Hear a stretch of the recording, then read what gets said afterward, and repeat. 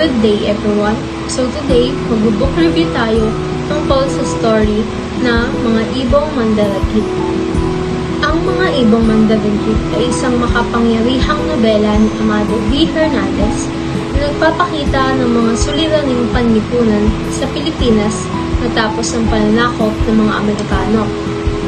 Ipinapakita nito ang kawalan ng hustisya, pagsasamantala sa mahihirap, at ang pakikibaka ng mga Pilipino para sa tunay na kalayaan. Ang pangunahing tauhan sa nobela ay si Mando Plaridel, isang dating gerilya na nagbalik sa lipunan upang ipaglaban ang karapatan ng mga naapi.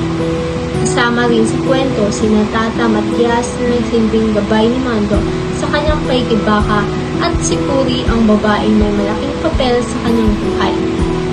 Ang ilan pang tauhan ay kumakatawan sa iba't ibang sektor ng lipunan, kabilang ang mga makapangyarihang naghahari-harian at mga mahihirap na tuloy na pinagsasamantalahan.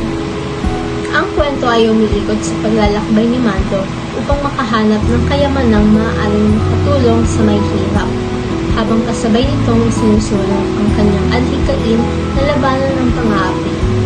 Sa kanyang paglalakbay, maraming pagsubok at trahedya ang kanyang nararanasan, ngunit hindi siya sumuko sa kanyang misyon.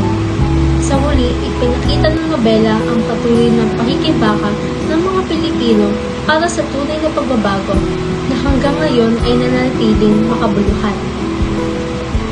Sa kabuuan, ang Mga Ibong Mandaragit ay isang mahalagang akda na nagpapakita ng realidad ng ating lipunan.